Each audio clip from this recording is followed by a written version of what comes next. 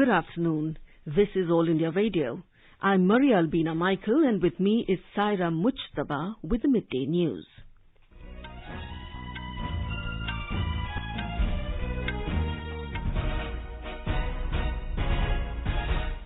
The headlines.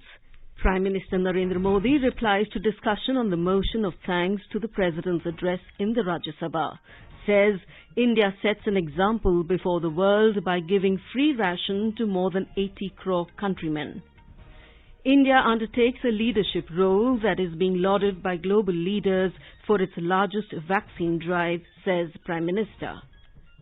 Prime Minister and senior BJP leader Narendra Modi to address rallies virtually in Uttar Pradesh, Punjab and Uttarakhand today. BJP releases its party manifesto for upcoming assembly election in Uttar Pradesh and Goa. Samajwadi Party announces another list of 10 candidates. Campaigning for the first phase of assembly elections in Uttar Pradesh reaches a crescendo on the concluding day of electioneering. Over 170 crore, 21 lakh doses of COVID vaccine administered in the country so far. Recovery rate stands at 96.46%. Visa-free entry for Indian business travellers to Maldives comes into force. Indian men's team to take on France in 2022 FIH Pro League hockey in South Africa this evening. And second ODI between India and West Indies to be played in Ahmedabad tomorrow. With the new Omicron variant of coronavirus causing concern, we appeal to our listeners to be vigilant and to get fully vaccinated and help others, including children between 15 and 18 years, to get vaccinated. Please continue to follow these 3 simple steps to stay safe. Wear a face mask, maintain 2 gaz ki duri for social distancing, focus on hand and face hygiene. For any COVID-related information and guidance, contact national helpline numbers 011 239 78046 and 1075. And now the news in detail. Prime Minister Narendra Modi has said the biggest threat to Indian democracy is dynastic parties, and when one family gets too prevalent in a political party, political talent suffers. Replying in the Rajya Sabha to motion of thanks to President's address to both the Houses of Parliament, Mr. Modi said, राष्ट्रपति जी के अभिभाषण पर मैं राष्ट्रपति जी का धन्यवाद करने के लिए इस चर्चा में हिस्सा लेने के लिए मैं आपका बहुत आभारी हूं। आदरणीय राष्ट्रपति जी ने बीते दिनों कोरोना के इस कठिन कालखंड में भी देश ने चहुं दिशा में किस प्रकार से इनिशिएटिव लिए, देश के दलित, पीड़ित, गरीब, शोषित, महिला, युवा, उनके जीवन को सशक्तिकरण के लिए, उनके जीवन में बदलाव के लिए देश में जो कुछ भी गतिविधि हुई है उसका एक संक्षिप्त खाका देश के सामने प्रस्तुत किया। अनेक माननीय सदस्यों ने विस्तार से चर्चा की है। मैं सभी माननीय सदस्यों का इसके लिए हृदय से आभार भी व्यक्त करता हूं। He added that Congress will never learn lessons in democracy from those who trampled over democracy in 1975. He said, if there was no Congress, there would be no emergency, no caste politics. Sikhs would never have been massacred, and the problems of Kashmiri Pandits would not have happened. He alleged that Congress is creating hurdles in the development of the country.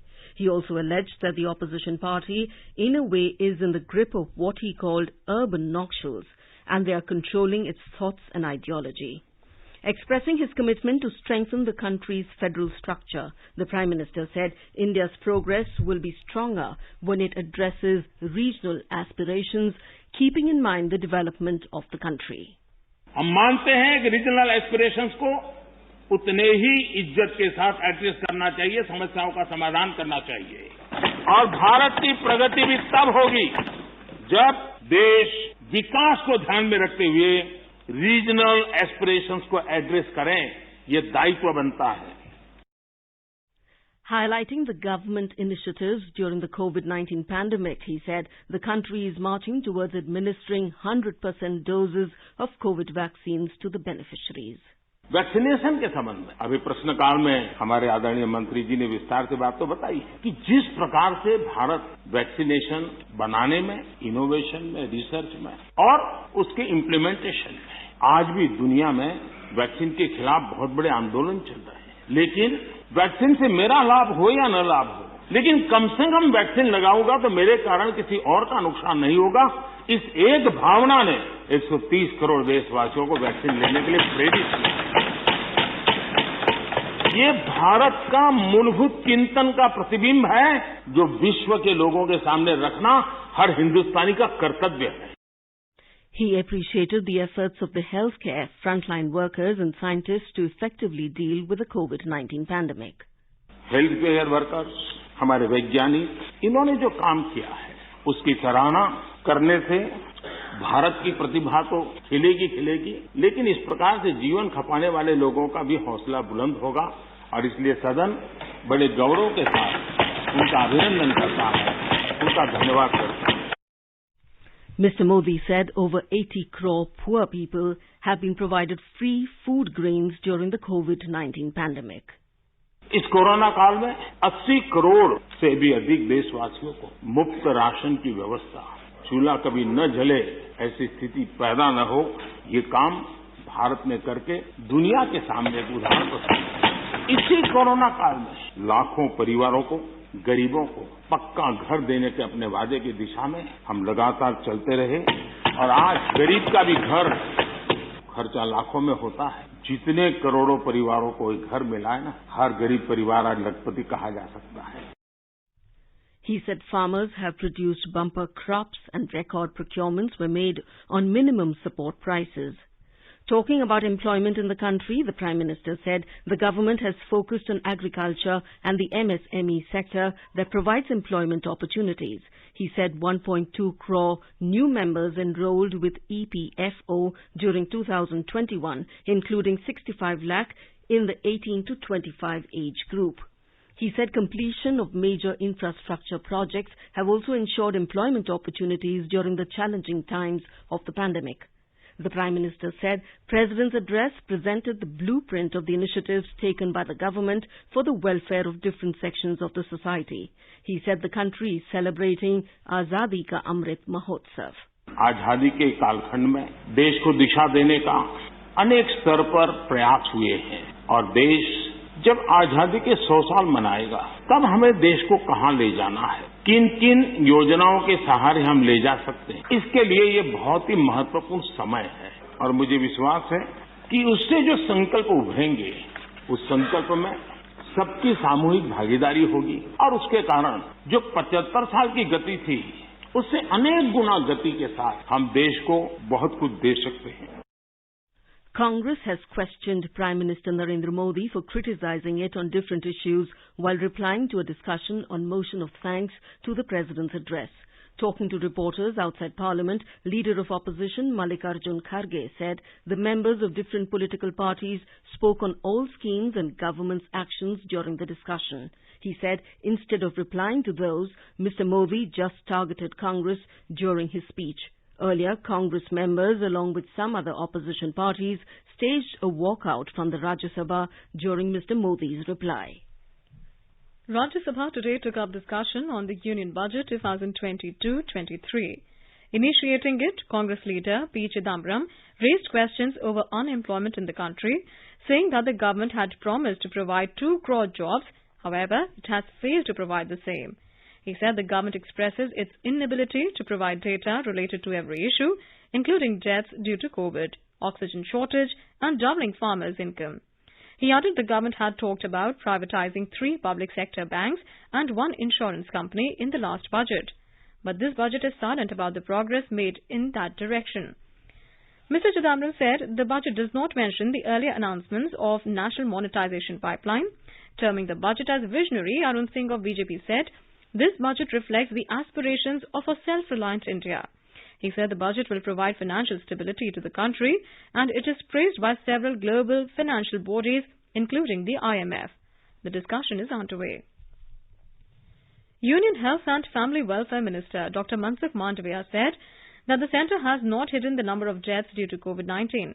Replying to supplementaries in Rajya Sabha today, the minister said 5,33,000 deaths have been reported in the country so far. He says state and union territories administrations compile death data and centre releases it in public domain. He appreciated the efforts of the healthcare workers and frontline workers during the COVID-19 pandemic. Replying to supplementaries in the Rajya Sabha today, the minister said COVID-19 vaccination played a crucial role during the third wave of the pandemic. He said ICMR study has revealed that over 99% people who took the vaccine were safe. He said COVID vaccines develop antibody which keeps people safe. On the query of administering the vaccine jabs to the children below 15 years, Dr. Mandavia said the decision will be taken as per the scientific recommendations.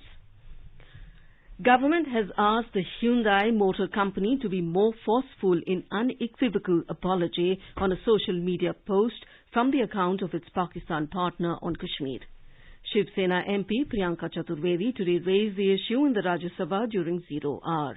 Responding to it, Union Commerce and Industry Minister Piyush Goyal said the issue has been raised with both the government there and the company. He said the company has already issued clarification. In a social media post, Hyundai's Pakistan partner had expressed solidarity for separatists in Kashmir. More than 170 crore 21 lakh doses of COVID vaccine have been administered in the country under the nationwide vaccination drive so far. The Union Health Ministry said more than 55 lakh 78,000 doses were administered in the last 24 hours. The ministry said a total of 67,597 new cases were reported during the same period. India's active caseload currently stands at over 9,94,000. Recovery rate is currently at 96.46%. Indian Institute of Technology, Gandhinagar researchers have developed a cost-effective and environment-friendly water desalination technique to make sea water drinkable.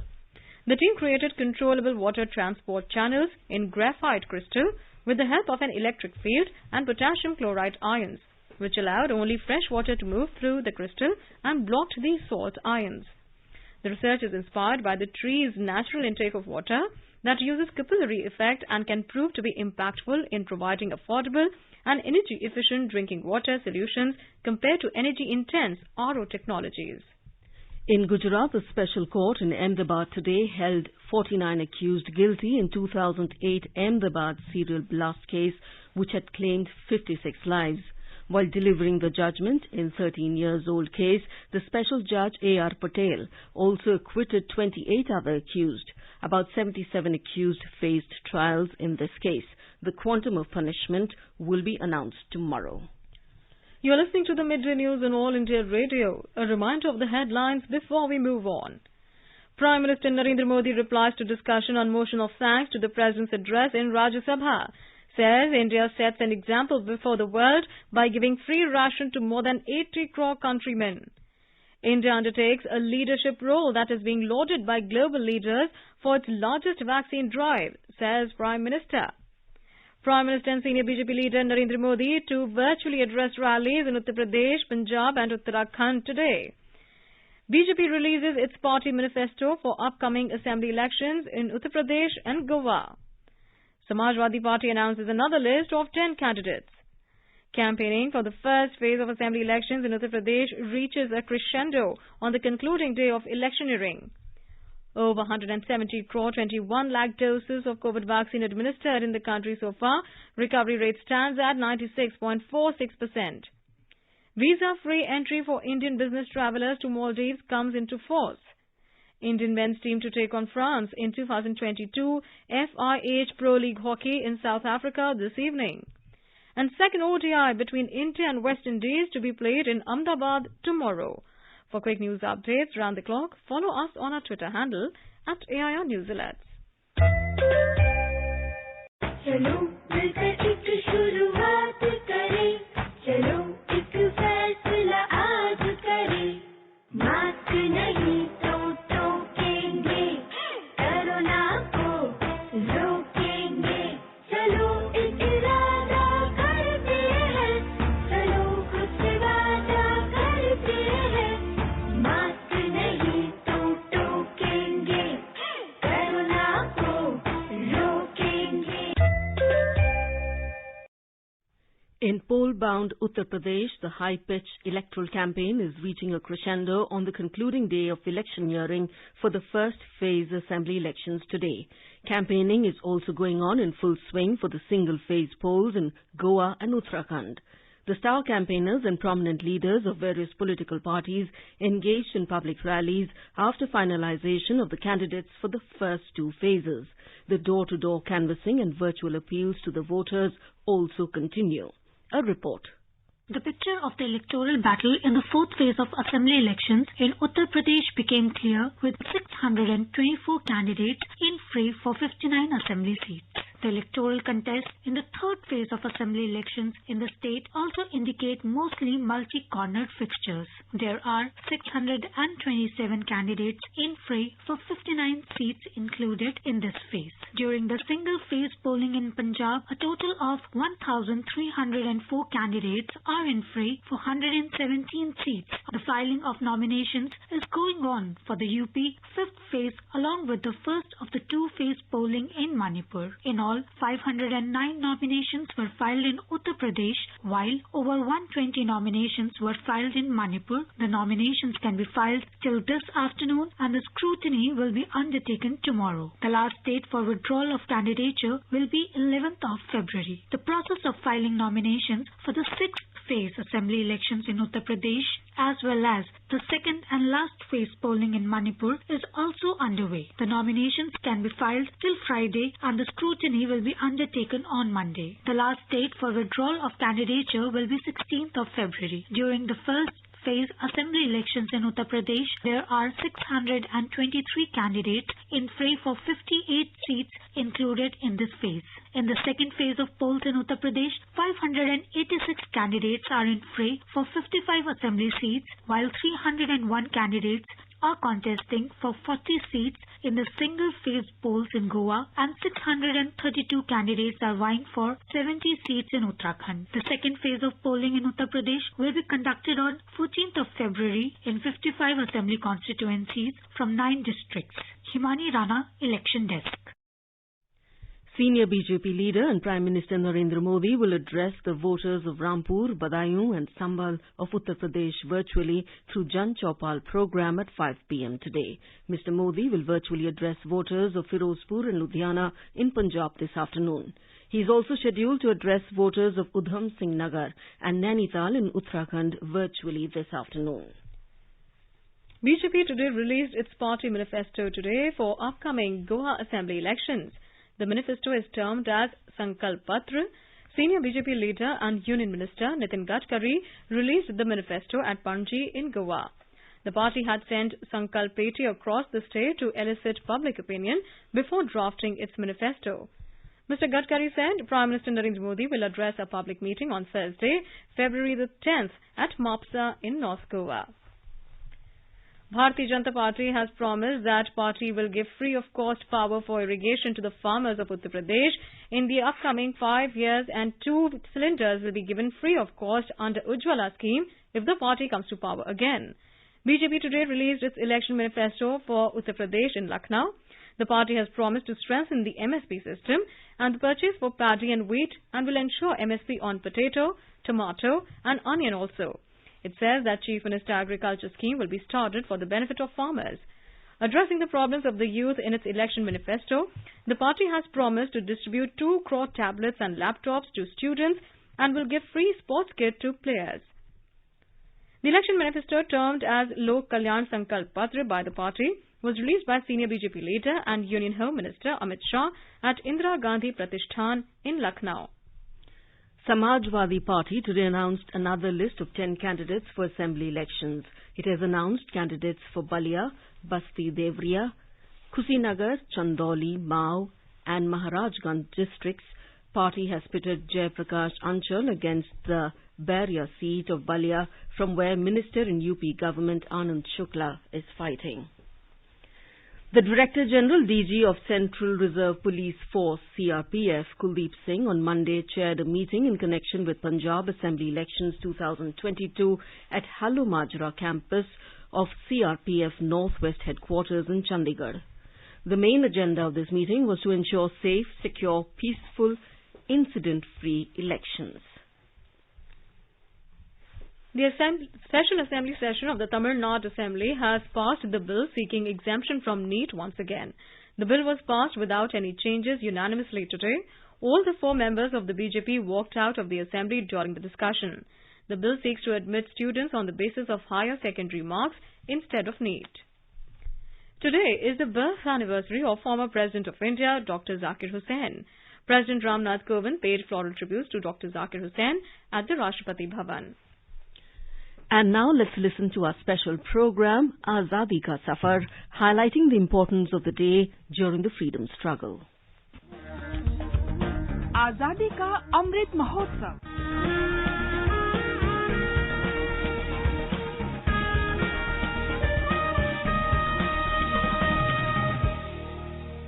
Azadi Ka Safar with AIR News. Birth of a Nation. India's glorious freedom struggle is one of the greatest struggles the modern world has ever witnessed. AIR News brings you a glimpse of the struggle every day.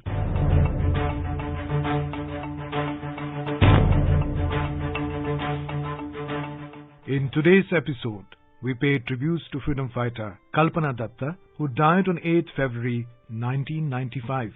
Datta was one of the members of Master Da Surya Sen's revolutionary group, Indian Republican Army.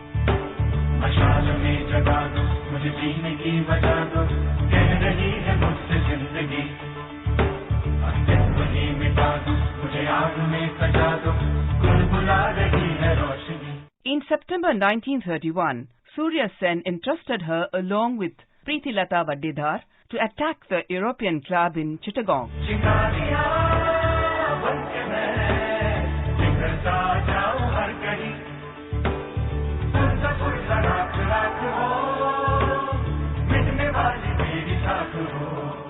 A week before the attack, she was arrested while carrying out a survey of the area. She went into hiding after her release on bail. On 16 February 1933, the police encircled their hiding place. During this raid, Surya Sen was arrested, but Kalpana managed to escape. Kalpana was finally arrested on 19th May 1933. In the second supplementary trial of the Chittagong Armory raid case, Kalpana was sentenced to transportation for life. She was released in 1939.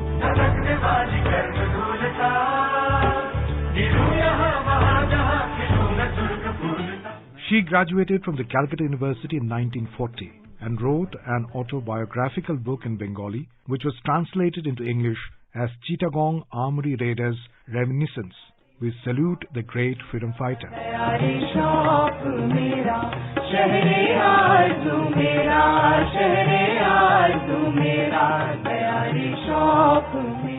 We remember educationist and former President of India, Zakir Hussain, who was born on February 8, 1897 in Hyderabad.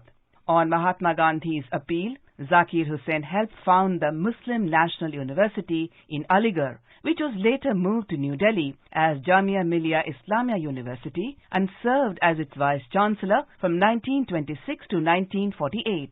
The institution was intimately involved with India's struggle for freedom from the British rule and experimented with value-based education on the lines advocated by Mahatma Gandhi and Hakim Ajmal Khan.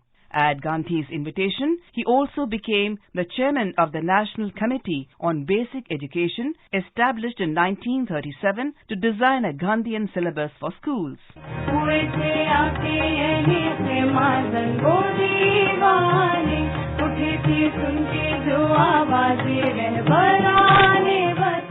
After independence, Hussain became the Vice-Chancellor of Aligarh Muslim University in 1948. He was appointed Governor of Bihar State in 1957, elected Vice President of India in 1962, and was elected the third President of India in 1967. Zakir Hussain died on 3rd May 1969, the first Indian President to die in office. We salute.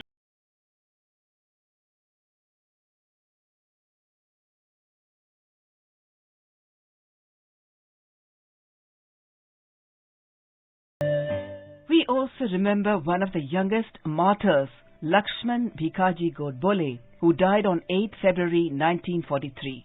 Vikaji was born in 1927 in Akola city, Maharashtra, and was still in school when he joined the Quit India movement in August 1942.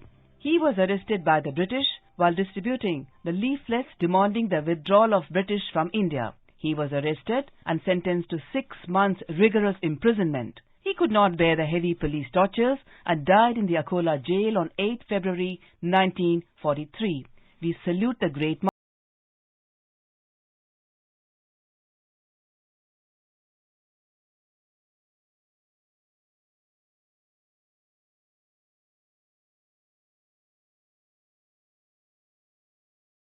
Bucks was executed by British on 8 February 1858 for participating in the First War of Indian Independence in 1857.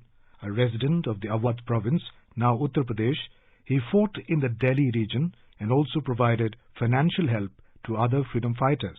He was caught by the British troops during their reoccupation of Delhi in September 1857 and put on trial. He was sentenced to death and executed.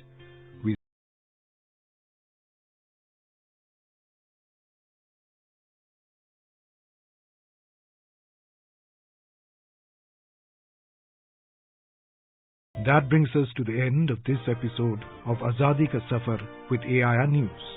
See you in the next episode tomorrow.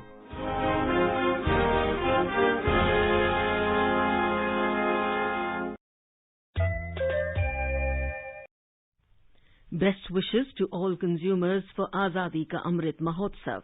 Hallmark ensures purity of gold. Always purchase hallmarked gold jewelry. For any consumer-related complaints, please contact National Consumer Helpline's toll-free number 14404.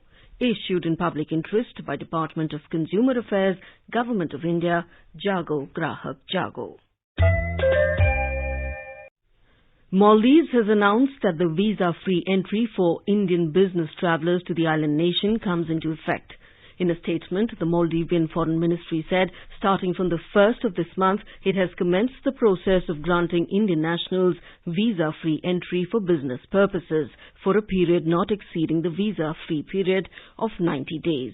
This is according to the agreement on the facilitation of visa arrangements between both the governments signed on the 17th of December 2018. On to sports now. Indian men's hockey team will kickstart their campaign against France in the season opener of the 2022 FIH Pro League today in Potchefstroom, South Africa. The match will start at 9:30 p.m. Indian time. Hockey tournament is to take place in Potchefstroom, South Africa till the 13th of this month. After France, Manpreet Singh-led Indian side will face host South Africa tomorrow. The second one-day international of the 3 cricket match series between India and West Indies is set to be played tomorrow at the Narendra Modi Stadium in Ahmedabad. Vice skipper KL Rahul and Mayank Agarwal have joined the Indian camp after missing the India vs West Indies first ODI. Meanwhile, Navdeep Saini is also back with the team. In the first ODI, India defeat West Indies by 6 wickets to take a 1-0 lead in the series.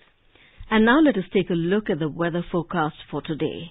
The national capital, Delhi, will have partly cloudy sky, very light rain or drizzle towards night. The temperature will vary between 12 and 27 degrees Celsius. Mumbai will have mainly clear sky. The minimum temperature was 20 degrees Celsius, while the maximum is expected to be around 29 degrees. Chennai will have partly cloudy sky. The temperature will vary between 21 and 32 degrees Celsius. Kolkata will have mainly clear sky. The city observed a minimum temperature of 15 degrees Celsius and a maximum of around 24 degrees. And now, before we end the bulletin, the headlines once again. Prime Minister Narendra Modi replies to discussion on the motion of thanks to the President's address in the Rajya Sabha. Says India sets an example before the world by giving free ration to more than 80 crore countrymen. India undertakes a leadership role that is being lauded by global leaders for its largest vaccine drive, says Prime Minister. Prime Minister and senior BJP leader Narendra Modi to address rallies virtually in Uttar Pradesh, Punjab and Uttarakhand today. BJP releases its party manifesto for upcoming assembly election in Uttar Pradesh and Goa. Samajwadi Party announces another list of 10 candidates. Campaigning for the first phase of assembly elections in Uttar Pradesh reaches a crescendo on the concluding day of electioneering. Over 170 crore, 21 lakh doses of COVID vaccine administered in the country so far. Recovery rate stands at 96.46%. Visa-free entry for Indian business travellers to Maldives comes into force. Indian men's team to take on France in 2022 FIH Pro League Hockey in South Africa this evening. And with that, we end the midday news.